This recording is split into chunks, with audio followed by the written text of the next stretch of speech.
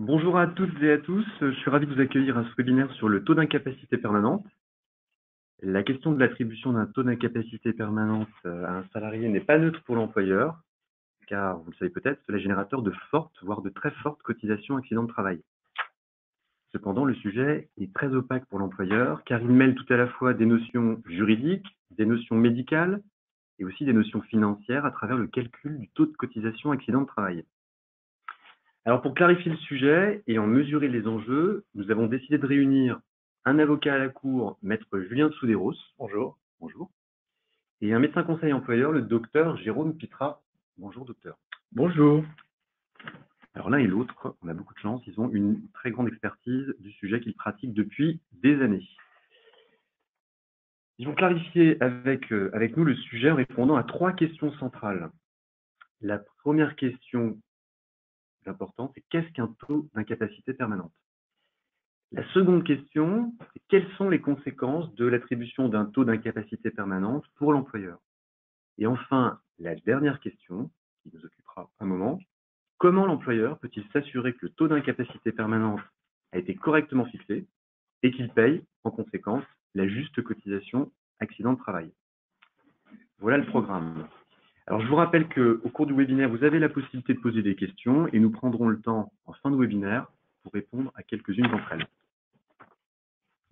Eh bien, commençons et rentrons dans le vif du sujet. Qu'est-ce qu'un taux d'incapacité permanente? Alors, plutôt que de demander à un juriste ce qu'est un taux d'incapacité permanente, j'ai envie de poser la question à un médecin. Alors, docteur, qu'est-ce que c'est que le taux d'incapacité permanente? Alors, moi, je parlerai plutôt d'incapacité permanente partielle, d'ailleurs. C'est-à-dire, on voit souvent ça sous forme d'acronyme, IPP. IPP, ça veut dire incapacité permanente partielle, on va y revenir. On pourrait dire que le taux d'IPP représente l'évaluation chiffrée des séquelles d'un accident du travail. On utilisera nous-mêmes souvent l'abréviation AT, ou d'une maladie professionnelle, et vous nous entendrez parler de MP. Schématiquement, la lésion initiale représente la blessure qui a été provoquée par la T ou par la MP. Quand il y a blessure, il y a intervention d'un médecin, et au cours de la prise en charge médicale, des soins sont entrepris pour tenter de l'améliorer. En général, les médecins, ils essayent de guérir leurs patients. Donc, ça peut être une intervention chirurgicale, ça peut être une immobilisation plâtrée, ça peut être des infiltrations, des médicaments, de la rééducation, du repos, etc. Et au bout d'un certain temps, les médecins vont se dire que la prise en charge médicale est terminée et ils vont constater soit la guérison, soit la consolidation. La guérison, c'est quand il y a un retour à l'état normal. Nos maîtres disaient restitutio ad integrum, ou bien retour à l'état antérieur, c'est-à-dire, voilà, il se retrouve comme il était avant d'être blessé. Donc, il ne reste plus rien de la blessure provoquée par la TMP et il n'y aura pas de séquelles indemnisables. Mais, au bout de tout ce temps de soins, les médecins peuvent aussi constater une consolidation. Ils se trouvent dans une situation où ils disent aux blessés, écoutez, on ne peut plus rien faire pour améliorer la situation. Il va donc persister des séquelles de la blessure, c'est-à-dire des troubles qui ne peuvent plus être améliorés. Et ces séquelles peuvent entraîner une incapacité. Alors, pour revenir à votre question initiale sur l'acronyme IPP, chaque mot est important. I, c'est une incapacité, c'est donc une infirmité, si vous voulez. P, elle est permanente, c'est-à-dire qu'elle n'évoluera plus. Et P encore, elle est partielle. Et c'est pour ça qu'elle est souvent énoncée en pourcentage, exprimant de façon chiffrée la réduction de capacité par rapport à un individu qui jouirait de l'ensemble de ses capacités. Voilà. Donc on dit, voilà, l'incapacité est de 15%, ça veut dire qu'il y a une diminution de 15% de l'ensemble des capacités globales de l'individu. Et tout ça, bien sûr, ça s'évalue à la date de consolidation. Merci, docteur. Vous avez parlé de la consolidation de la blessure et je sais que c'est une notion qui va revenir dans ce webinaire. Alors, maître, est-ce qu'il existe une définition précise de la consolidation? Oui, il existe une définition précise de la consolidation, mais le docteur Pitra en a dit un mot. La consolidation, c'est, si vous voulez, le moment à partir duquel les lésions présentées par la victime peuvent être regardées comme stabilisées, on vous a dit définitives. C'est-à-dire qu'elles sont, de manière prévisible, insusceptibles d'évolution, tant en amélioration qu'en aggravation. Alors, la consolidation ne coïncide pas forcément avec la reprise du travail. Il y a des gens qui peuvent reprendre le travail alors qu'ils ne sont pas encore consolidés, ils vont bénéficier de soins. Et à l'inverse, il y a des gens qui vont être consolidés, mais qui seront inaptes à reprendre le travail. Donc, ce sont deux notions, si vous voulez, qui ne coïncident pas forcément. Et à la suite, postérieurement à la consolidation, en principe, de manière prévisible, l'état n'évolue plus, mais il se peut, nonobstant cette prévisibilité, qu'il y ait une aggravation qui constituera alors une rechute. Ce qu'il faut savoir, c'est que c'est le médecin conseil de la caisse qui fixe la date de la consolidation. Alors, soit à la suite d'un certificat médical final établi par le médecin traitant lorsque celui-ci en prend l'initiative, soit, si ce n'est pas le cas, eh bien d'office à la suite d'un contrôle de l'assuré en cours d'arrêt de travail. Merci, maître. Bon, alors nous savons ce que c'est qu'un taux d'incapacité permanente. Nous savons que le médecin conseil de la caisse fixe la date de consolidation. Et ensuite, que se passe-t-il? On comprend bien qu'il faut évaluer l'état d'incapacité du salarié. Alors, comment cela marche-t-il? Et tout d'abord, à nouveau, maître, est-ce qu'il y a un cadre légal à cela? Il existe effectivement un cadre légal et une définition posée par l'article L 434-2 du Code de la sécurité sociale qui définit l'incapacité comme suit. Elle est déterminée d'après, premier élément le plus important, la nature de l'infirmité, c'est-à-dire la description des séquelles, au regard, on le verra, d'un barème indicatif d'invalidité. Premier élément, c'est le plus important. Le deuxième élément sont également prises en compte, et ça c'est l'incidence professionnelle de l'incapacité, les aptitudes et la qualification professionnelle du blessé.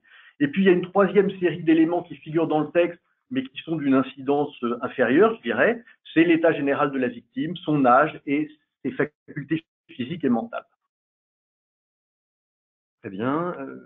Docteur, est-ce que vous pouvez nous expliquer, nous décrire comment le médecin conseil fait en pratique pour évaluer le taux d'incapacité permanente partielle du salarié? Alors, effectivement, il faut savoir qu'il revient au médecin conseil seul, j'allais dire même tout seul dans son coin presque, d'évaluer le taux d'IPP à la date de consolidation.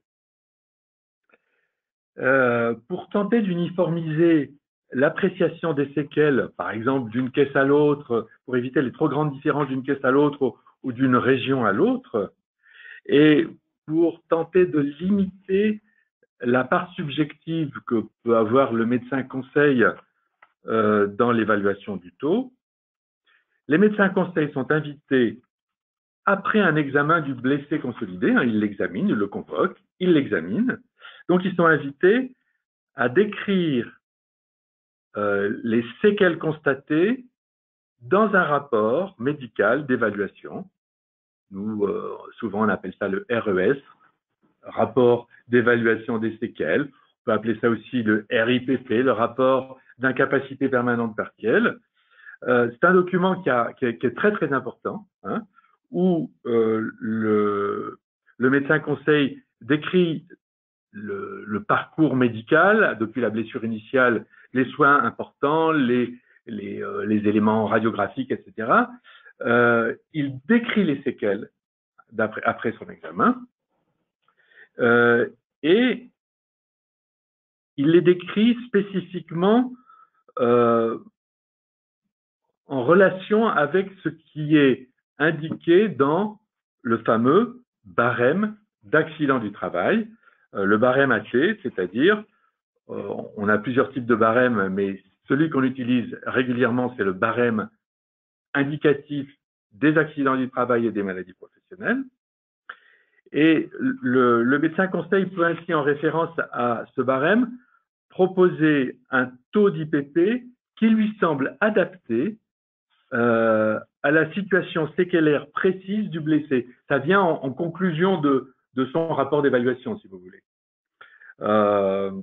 Alors, Bah, des fois, c'est facile, hein, c'est facile de pouvoir se référer à ce barème.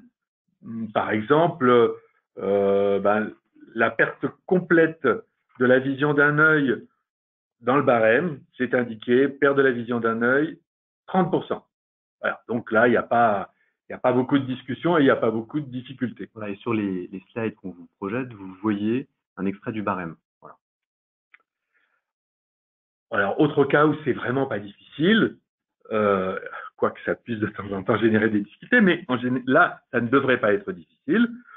Pour l'amputation des 2 dernières phalanges de l'index droit, le barème propose un taux d'IPP de 7% du côté dominant et de 6% du côté non dominant. Alors, effectivement, on considère que pour un droitier, la gêne fonctionnelle est plus importante s'il s'agit d'un doigt de la main droite que d'un doigt de la main gauche. Et en fait, cette notion de latéralité dominante ou non est valable pour l'ensemble du membre supérieur de l'épaule au bout des doigts, c'est-à-dire toutes les séquelles du membre supérieur vont être légèrement différentes s'il s'agit du membre supérieur dominant, du membre supérieur non dominant. Mais ça ne s'applique pas pour les membres inférieurs. On n'a pas de dominance importante qui justifie un taux d'IPP différent. Voilà, ça c'est des cas faciles si vous voulez. Ça ne pose pas trop de difficultés aux médecins conseils. Mais parfois c'est moins facile dans certaines situations, soit parce que le barème est moins précis dans la description des éléments séquelaires, soit parce qu'il ne propose pas un taux unique, mais qui propose une fourchette. Et là, je vais vous donner quelques exemples. Pour la limitation légère de tous les mouvements de l'épaule, alors quand on regarde un petit peu les séquelles des blessures suite à un AT ou une MP, on s'aperçoit que l'épaule est voilà, on va dire, c'est une articulation qui revient très souvent dans les blessures et dans les séquelles. Bon, donc pour une limitation légère de tous les mouvements de l'épaule, le barème prévoit un taux de 10 à 15% du côté dominant, de 8 à 10% du côté non dominant.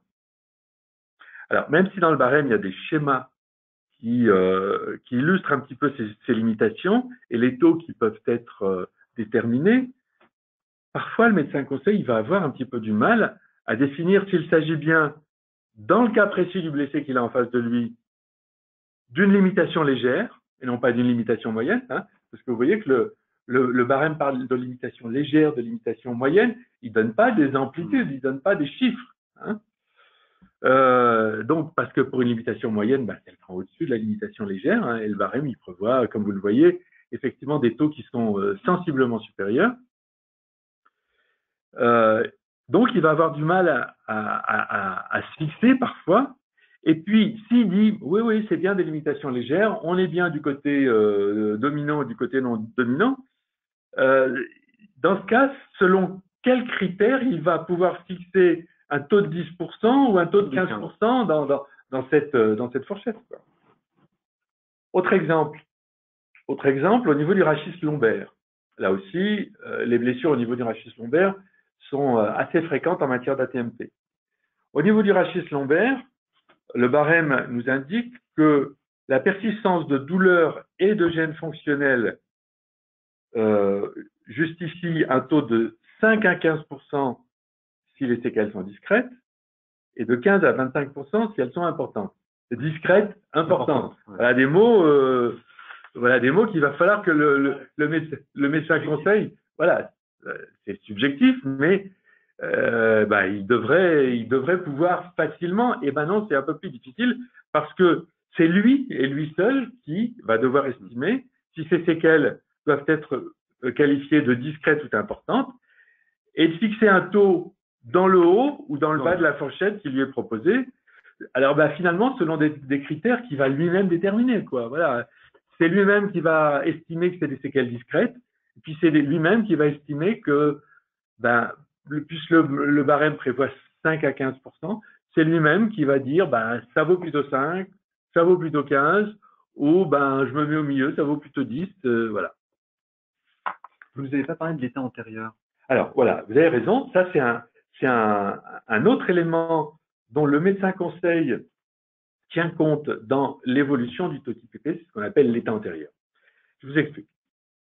Il se peut que les lésions qui sont en rapport avec l'AT ou avec l'AMP surviennent sur un organe qui n'était pas sain initialement, qui n'était pas indemne de toute pathologie, et même précédemment à l'accident ou à la maladie professionnelle qui était pathologique.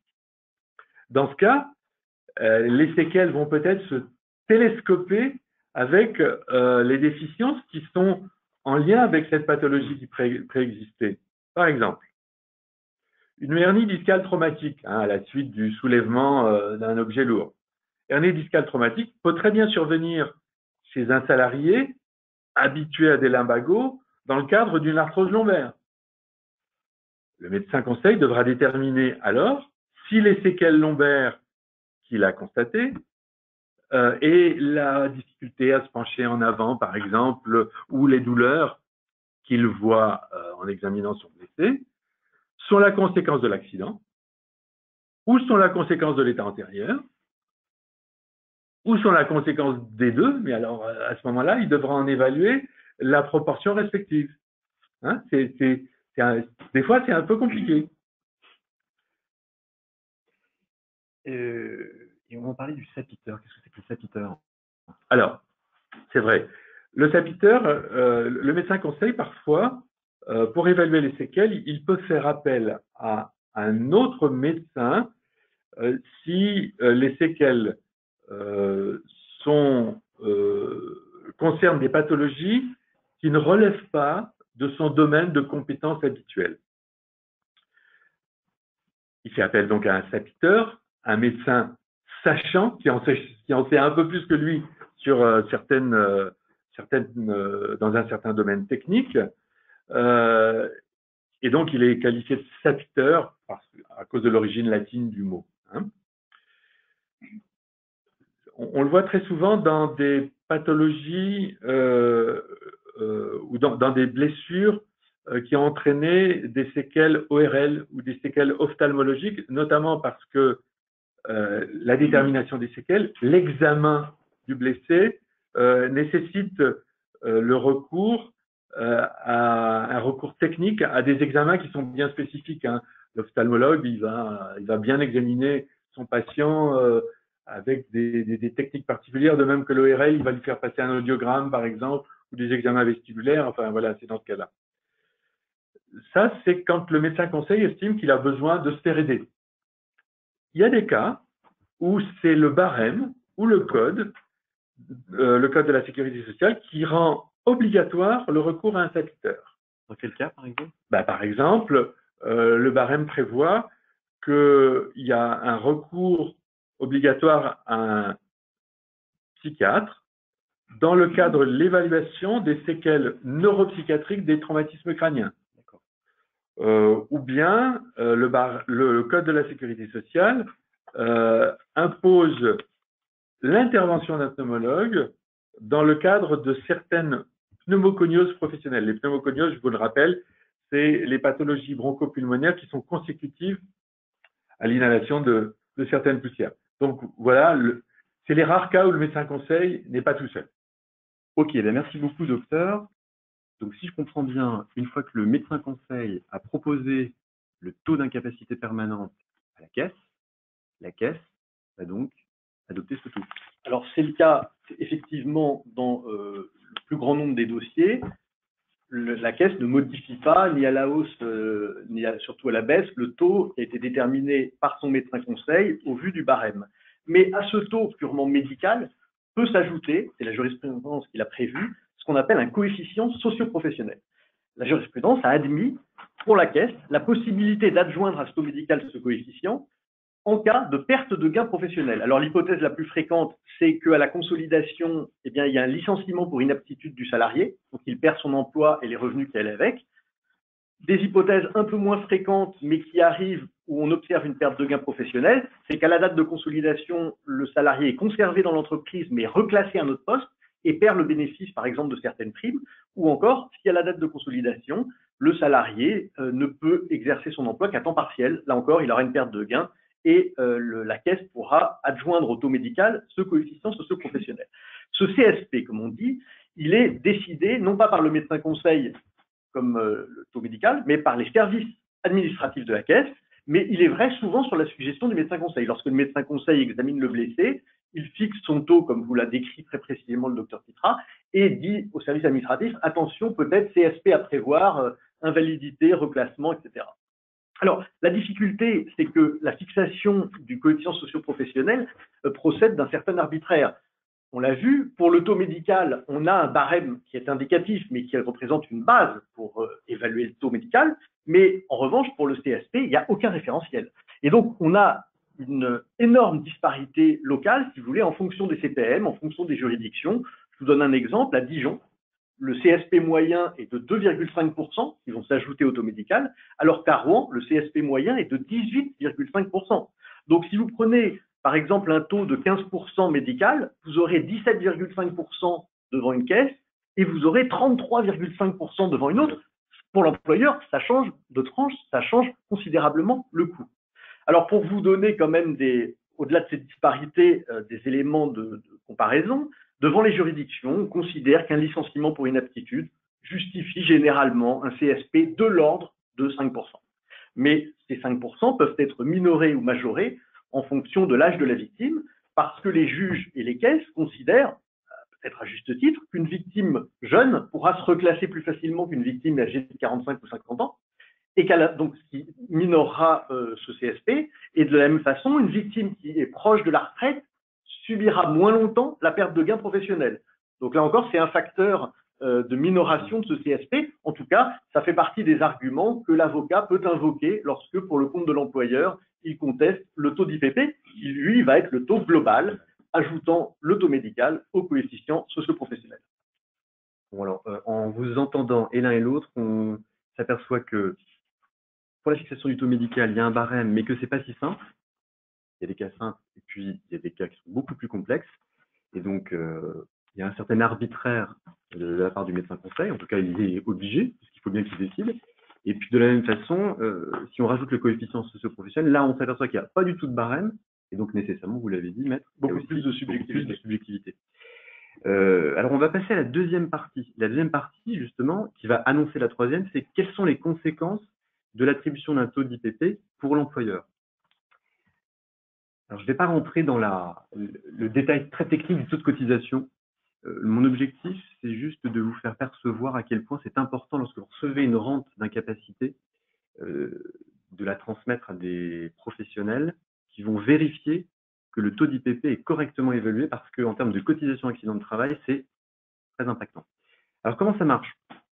Eh bien, au départ, vous avez donc la caisse primaire d'assurance maladie qui va attribuer un taux d'IPP au salarié, elle va l'indemniser, alors elle va lui verser soit un capital, soit une rente trimestrielle. Je ne rentre pas dans le détail, mais retenez que c'est la caisse primaire d'assurance maladie qui va verser une somme d'argent au salarié victime de l'accident de travail. Ensuite, la caisse primaire d'assurance maladie ne demande pas à l'employeur de lui rembourser à l'euro les dépenses qu'elle a effectuées pour le salarié, mais elle va simplement informer la CARSAT, qui est la caisse d'assurance retraite et de santé au travail, de l'existence de l'attribution d'un taux d'IP. La CARSAT, dont vous savez peut-être certainement qu'une de ses fonctions, c'est de calculer les taux de cotisation accident de travail des employeurs et de notifier ces taux tous les ans, va intégrer cette information dans le calcul du taux accident de travail de l'employeur et va ensuite adresser ce taux à l'employeur.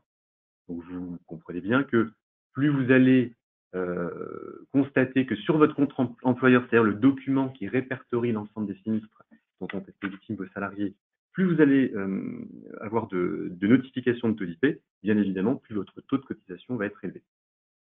Et ensuite, vous le savez, l'employeur va verser la cotisation accident de travail à l'URSSAF. Alors, en passant au slide suivant, vous voyez apparaître ce qu'on appelle les coûts moyens. Vous êtes peut-être familier de cette grille.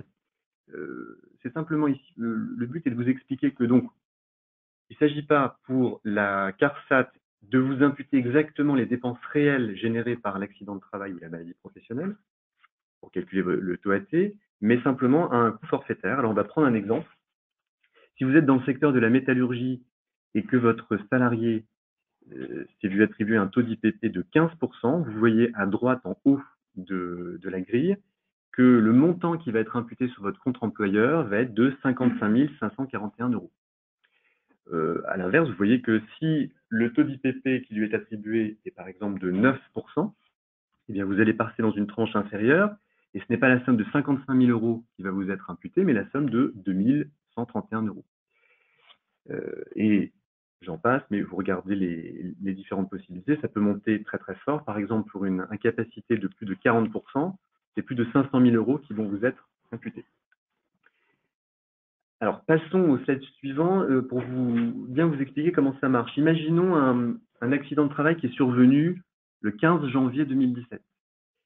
Le salarié est en arrêt et puis, comme on nous l'a expliqué, au bout d'un moment, son médecin traitant lui prescrit un certificat médical final et la caisse va lui attribuer un taux d'IPP, disons par exemple de 15%, le 20 février 2018. Ce taux d'IP, en fait, n'aura pas d'incidence sur vos taux de cotisation pour l'année 2018 et ni sur l'année 2019. Ça ne commencera à avoir qu'une incidence qu'à partir de l'année 2020. Ça continuera en 2021 et en 2022. Voilà. Donc, dès que vous avez une incapacité, quand elle est notifiée en année N, elle n'aura d'impact sur vos taux de cotisation que pour les années N+2, N+3, N+4. Donc, il y a un décalage. Je vais vous donner une formule rapide qui va vous permettre d'évaluer en termes de cotisation accident de travail ce que va générer une imputation de rente. Alors, j'ai pris un exemple, vous voyez. Un taux d'incapacité de 15%. On est dans le secteur de la métallurgie. On a vu tout à l'heure que le coût moyen était de 55 000 € environ. Eh bien, il vous suffit de multiplier ce montant par 1,5 et vous trouvez approximativement le montant de la cotisation AT qui va être déboursé par l'employeur sur les 3 années que je vous ai citées. Alors, bien sûr, c'est un cas général qui vaut que pour les entreprises de plus de 150 salariés, à condition qu'on soit sur une masse salariale constante, qu'il n'y ait pas d'écrêtement. Bien sûr, il y a tout un tas d'autres paramètres. Mais en tout cas, vous prenez juste conscience ici qu'une rente de 15%, ce qui n'est pas rare, vous avez certainement déjà reçu des notifications de rente de 15%, entraîne pour une entreprise de plus de 150 salariés environ 80 000 € de cotisation AT. Et donc maintenant qu'on sait ça, et maintenant qu'on sait que les taux d'incapacité finalement sont fixés avec un certain arbitraire, ou en tout cas, ça peut être le cas, la question qui se pose, c'est comment on conteste le taux d'IP. Et donc, nous passons à notre troisième partie, émettre comment contester ce taux d'IP, et est-ce qu'on peut le contester, est-ce qu'on a un délai pour le faire? Alors oui, heureusement que l'employeur est recevable à contester, on verra sous quelles conditions ce taux d'incapacité, mais la question du délai était également très importante. Pourquoi? Parce que jusqu'en 2010, le taux d'incapacité était notifié à la seule victime, qui disposait d'un délai de 2 mois pour le contester, mais en revanche, l'employeur ne recevait une copie de ce document fixant le taux qu'à titre d'information, par lettre simple. La conséquence en était qu'il n'avait pas de délai particulier pour contester le taux d'incapacité. Il pouvait attendre la tarification dont vous venez de faire état, d'attendre de voir combien ça allait lui coûter concrètement pour se dire « je conteste ». Aujourd'hui et depuis 2010, les choses ont radicalement changé puisque si le taux d'IPP est toujours notifié par LRR à la victime, il l'est dorénavant également à l'employeur qui donc lui aussi est astreint à contester éventuellement ce taux dans un délai de 2 mois. Alors il faut savoir en plus qu'en pratique, le taux est notifié par la CPM non pas au siège social, où il y a éventuellement un service compétent pour justement prendre des actions rapides dans le délai imparti, mais il est notifié à l'établissement d'attache de la victime. Si je prends un exemple parlant, dans la grande distribution, sans donner de nom particulier, c'est tel magasin dont dépend la victime qui va recevoir la notification. Donc, il est essentiel que vos clients, et notamment les établissements de vos clients, soient extrêmement diligents et fassent remonter sans délai la rente qu'ils viennent de recevoir, les notifications du taux d'IPP. Parce que la contestation, si elle n'est pas formée dans un délai de 2 mois à compter de la réception de cette notification sera regardée comme tardive et donc irrecevable. La conséquence, c'est que le taux d'IPP sera définitif à l'égard de l'employeur et donc il n'y aura plus d'espoir, si vous voulez, de modifier la tarification que vous avez évoquée. Alors ça, c'est l'exemple général, mais on a un exemple, enfin, on a un cas un petit peu particulier d'ailleurs qui a récemment été modifié. Il faut savoir que les entreprises utilisatrices supportent un tiers du coût moyen de l'incapacité. Vous parlez des intérimaires. Exactement. Le cas des intérimaires est particulier. Donc, l'entreprise utilisatrice, qui n'est pas l'employeur, qui est celle au sein duquel s'est produit l'accident ou la maladie professionnelle, vont supporter quand même un tiers de l'incapacité. De ce fait, la jurisprudence leur reconnaissait jusqu'à très récemment la possibilité, tout comme l'entreprise de travail temporaire, de contester le taux d'incapacité devant la juridiction. Sauf que, comme elle ne se voyait pas notifier le taux n'était notifié qu'à l'employeur juridiquement parlant, c'est-à-dire l'entreprise de travail temporaire, eh bien, elles n'avaient pas de délai pour le contester. Elles étaient dans la même situation que les employeurs avant 2010, celle que je vous l'ai décrite. Et les CPM se sont émus de ce recours qui était susceptible d'être formé sans délai, et donc on saisit la Cour de cassation de cette question. Et par un arrêt du 15 mars dernier, la Cour de cassation, qui ne s'était jamais prononcée sur cette question, c'est la première fois, eh bien, a modifié l'état du droit en déniant aux entreprises utilisatrices, au motif que justement elles n'avaient pas la qualité d'employeur de la victime, leur a dénié tout droit propre pour contester le taux d'incapacité qui a été octroyé à cet intérimaire. Alors, c'est vrai qu'en pratique, souvent l'entreprise utilisatrice sera quand même appelée à la procédure, mais encore faut-il que la procédure soit initiée donc par l'employeur, l'entreprise de travail temporaire, qu'elle l'ait été dans le délai de 2 mois qui lui incombe. Et en revanche, si l'entreprise de travail temporaire ne fait rien, eh bien l'entreprise utilisatrice n'aura aucune possibilité de contester le taux. Et il y a aussi un désagrément. Quand bien même l'entreprise de travail temporaire saisirait la juridiction pour contester le taux, appellerait à la cause l'entreprise utilisatrice, eh bien, il se peut que leurs intérêts ne soient pas forcément convergents. Je prends un exemple très simple. Les entreprises du bâtiment ont une fourchette, ont 2 coûts moyens, en dessous de 10%, au-dessus de 10%. Alors que l'entreprise de travail temporaire aura plusieurs grilles de coûts moyens. Ça veut dire quoi? Ça veut dire que l'entreprise de travail temporaire, si on a une IPP de 25%, l'entreprise de travail temporaire pourra se satisfaire de faire baisser le taux de 25 à 15. Mais pour l'entreprise utilisatrice qui est du bâtiment, ce taux de 15% ne changera rien à sa tarification. Elle paiera la même cotisation. C'est-à-dire que pour elle, il faudra que le taux descende en dessous de 10% pour qu'elle en ait un bénéfice. Donc, on se trouve dans une situation où elle ne pourra pas faire valoir ses droits. Donc, à mon sens, moi je n'ai pas l'habitude de commenter les décisions de la Cour de cassation, mais à mon sens, cette impossibilité pour l'entreprise utilisatrice de contester le taux d'IPP de l'intérimaire contrevient à l'article 6.1 de la Convention européenne des droits de l'homme, puisque les cotisations URSSAF, c'est des obligations de caractère civil, et l'employeur devrait, l'entreprise utilisatrice devrait pouvoir les contester. Bon alors concrètement, je suis employeur, je veux contester mon taux d'incapacité, le taux d'incapacité d'un salarié, je m'adresse à quelle juridiction? Alors là aussi, les choses ont changé et vont de nouveau changer, puisque avant 2003, on avait une commission médicale, c'était des médecins qui se réunissaient de manière assez informelle et puis fixaient la rectification des taux quand il y avait lieu. Et depuis 2003, eh bien, ce sont des véritables juridictions qui ont été mises en place. Alors, en première instance, nous avons les tribunaux du contentieux de l'incapacité, et en appel, nous avons la Cour nationale de l'incapacité et de la tarification de l'assurance des accidents du travail. On a 22 TCI, une seule cour d'appel, voilà, il n'y a pas de difficulté. Sauf qu'une réforme est prévue pour entrer en vigueur le 1er janvier prochain, 2019, et qui tend à fusionner, à faire disparaître les TCI et les TAS pour les fusionner au sein des pôles sociaux des tribunaux de grande instance. Et en appel, nous n'aurons plus une seule cour d'appel, mais autant que vraisemblablement il y en a en France, encore que cette réforme n'est pas encore achevée, il reste beaucoup d'incertitudes pour déterminer les TGI qui seront compétents et les cours d'appel concernés, et également sur la modification de la procédure. Nous attendons un décret qui devrait, ou une ordonnance qui devrait intervenir au milieu du mois de mai. Je vous précise qu'on fera un webinaire justement sur cette réforme d'ampleur dès qu'on aura un peu plus d'informations, c'est-à-dire du côté de mai-juin. Merci beaucoup, maître.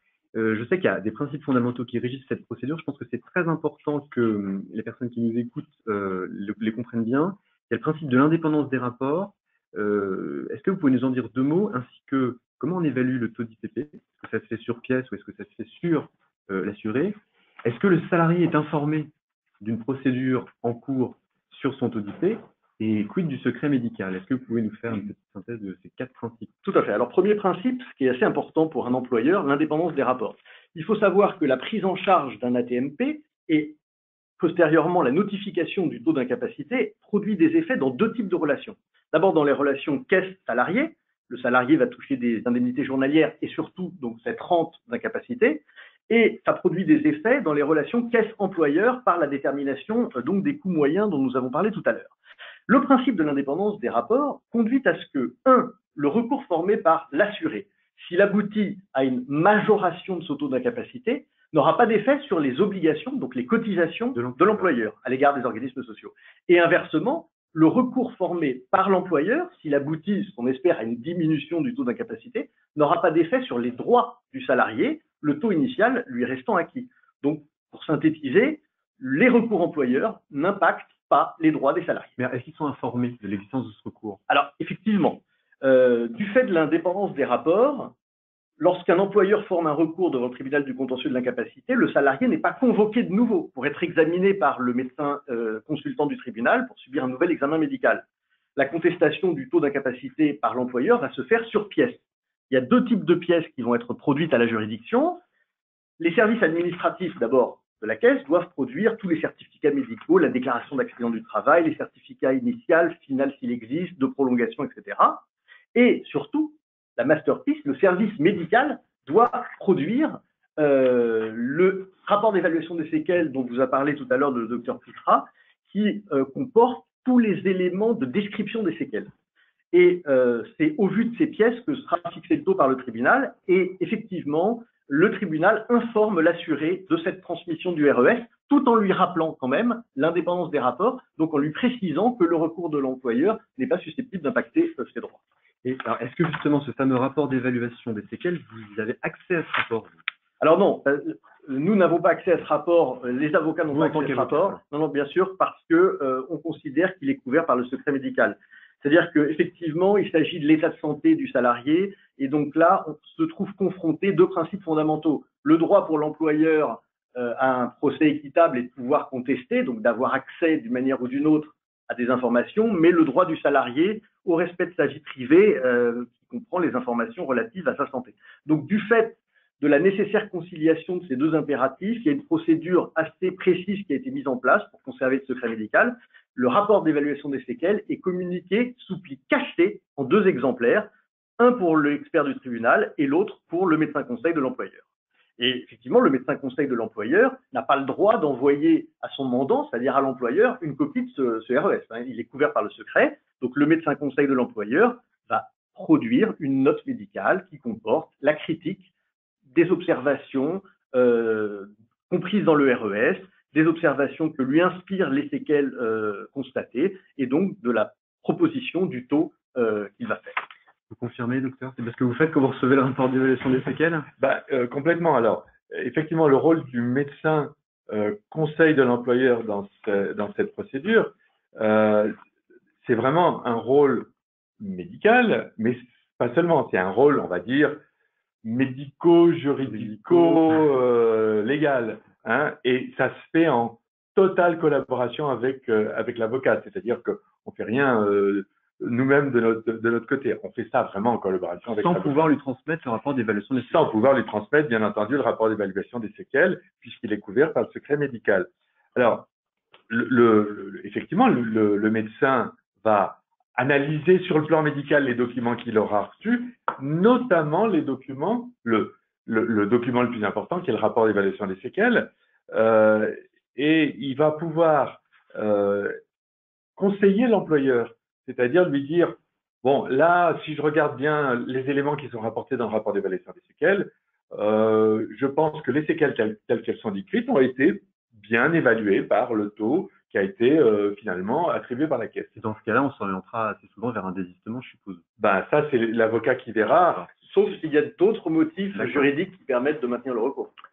Mais sinon, le médecin conseil de l'employeur va dire non, là, moi, je suis pas d'accord. Il y a un certain nombre d'éléments qui me font penser que les séquelles telles qu'elles sont décrites par le médecin conseil dans son rapport d'évaluation des séquelles, soit ne justifie pas un taux aussi élevé que celui qu'il a évalué, soit le fait que le médecin conseil n'a pas pris en compte certains éléments, je vous rappelle l'état antérieur par exemple, hein, et donc va proposer à l'avocat de saisir la juridiction en amont, hein, si ce n'est pas déjà fait, ou bien si on est déjà dans la procédure, il va rédiger une note médicale, il va proposer un nouveau taux qui lui semble plus adapté aux séquelles telles qu'elles sont décrites par le médecin conseil, et il va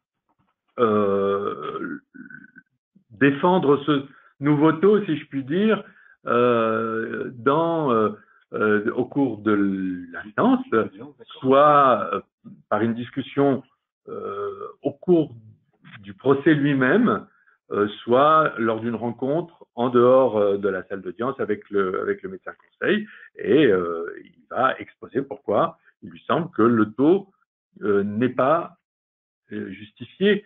Alors, on est dans le cadre d'un contentieux, le médecin est médecin conseil de l'employeur, et même si nous, médecins, on raisonne sur le plan médical, bien entendu, puisqu'on est médecin conseil de l'employeur, on va conserver dans un petit coin de notre tête ces histoires de tranches, là, ces histoires de seuil, voilà, parce que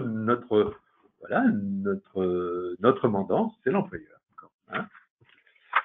Merci beaucoup, docteur. Et alors, l'avocat, que fait-il dans ce contentieux? Alors, vous avez compris, le docteur Pitra vous l'a rappelé, c'est un contentieux qui est éminemment médical. D'ailleurs, à l'origine, la contestation, que ce soit à l'initiative de l'employeur ou à l'initiative du salarié, elle était tranchée par une commission. Je vous l'ai dit, depuis 2003, on a une véritable juridiction. Donc, c'est à cette occasion, si vous voulez, que l'avocat a fait son entrée dans cette matière aux côtés du médecin conseil. L'avocat, c'est simple, il se charge de saisir la juridiction de la contestation et ensuite, il est rendu destinataire des argumentaires et de la partie adverse, à l'exception, on l'a vu, du RES qui va directement entre les mains du médecin conseil. Et l'avocat est donc le pivot, si vous voulez, des relations entre l'employeur, le médecin que celui-ci a désigné, la juridiction et la caisse qui est la partie adverse. Il veille à la régularité de la procédure. On peut être amené à développer des arguments purement juridiques, par exemple sur la recevabilité du recours lorsqu'elle est contestée par la caisse, sur l'opposabilité au client du taux indépendamment de la discussion médicale, ou encore, vous l'avez compris, sur la contestation du coefficient socio-professionnel qui, là encore, ne relève pas d'une appréciation purement médicale.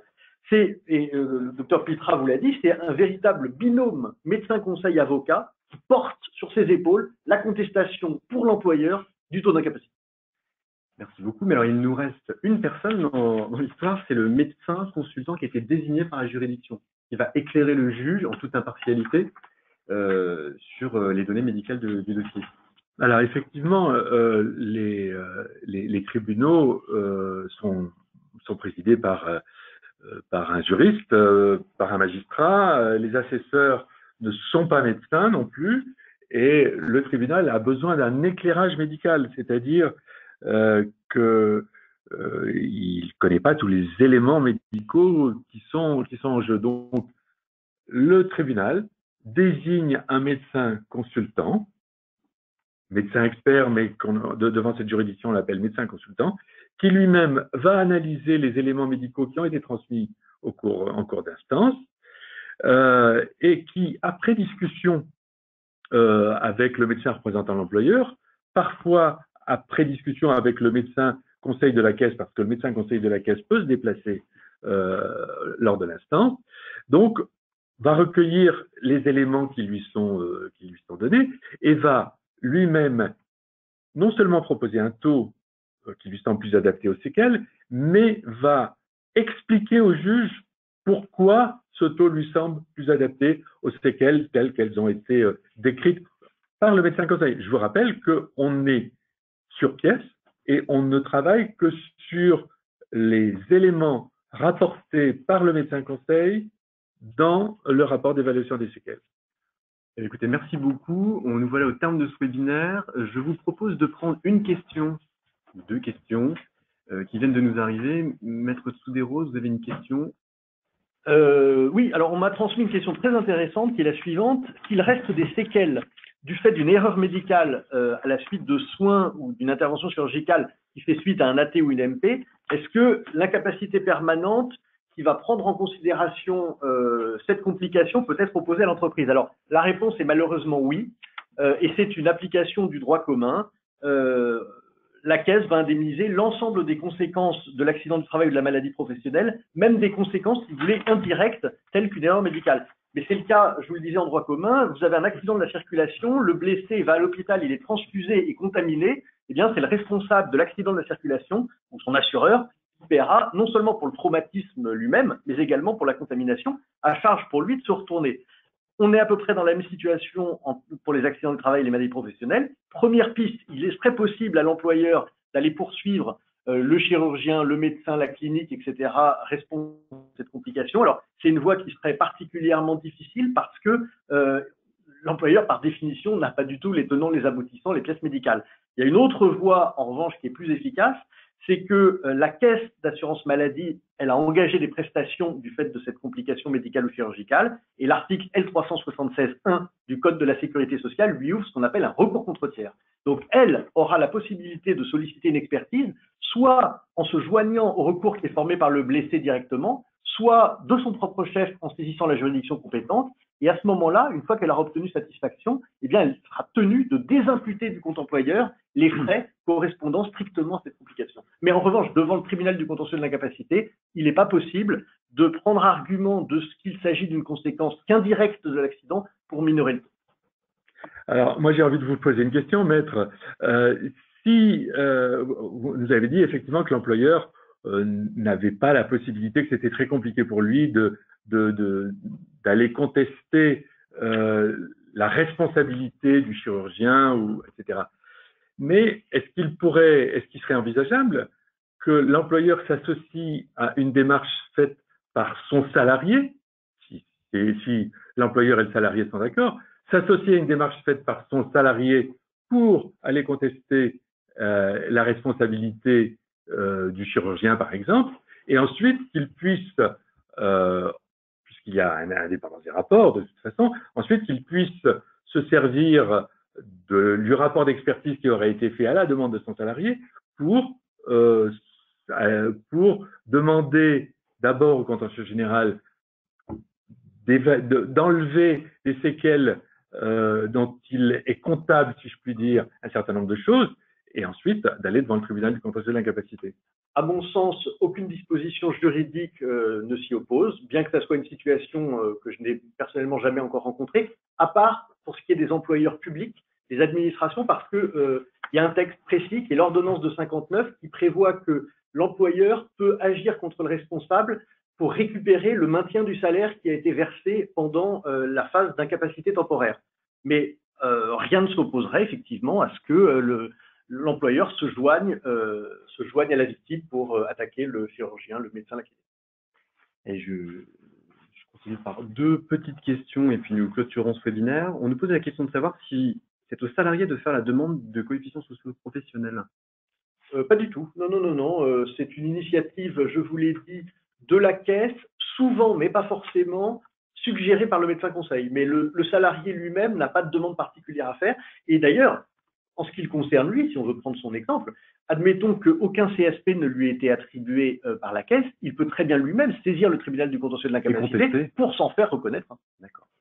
Une autre question, est-ce que la caisse primaire d'assurance maladie ou la CARSAT a l'obligation d'informer l'entreprise utilisatrice lorsqu'une rente supérieure donc à 10% ou égale à 10% est attribuée à un salarié intérimaire? Eh ben non, c'est toute la difficulté. L'entreprise utilisatrice n'est pas l'employeur. Le texte du Code de la sécurité sociale prévoit la notification à l'employeur.